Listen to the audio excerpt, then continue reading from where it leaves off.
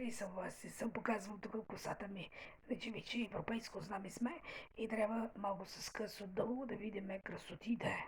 Кое е красивата жена, всяка една прическа би трябвало да отиде.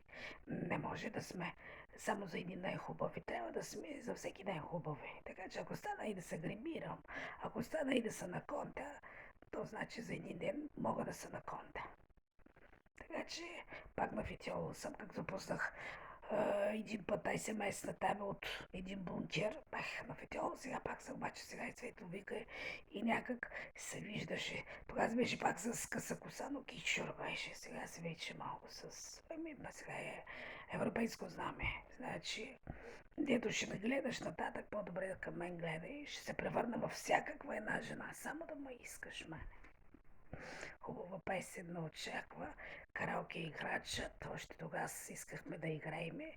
Десетата бях порето. Значи трябвало аз да водя някакъв канал.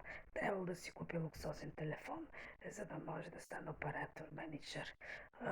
Сега ако ми предложиш въобще неща. Няма какво да им чета или да разсъждавам, или малумен да направят, или седно, че да говоря на стената, а па той да му давам съвети. Така че и съвети съм дала, и всичко съм дала.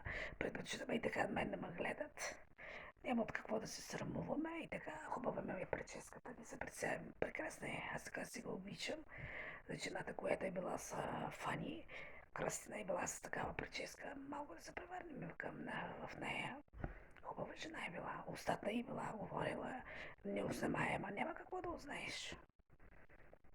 Няма какво е. Това, което е разказала, тя е живяла, това и ти го разказва. Е. Сега можеш ли да ме погледнеш в очите и да ми кажеш как така разбираш от очите? Какво разбираш от очите? Браво, хубава прическа, да не?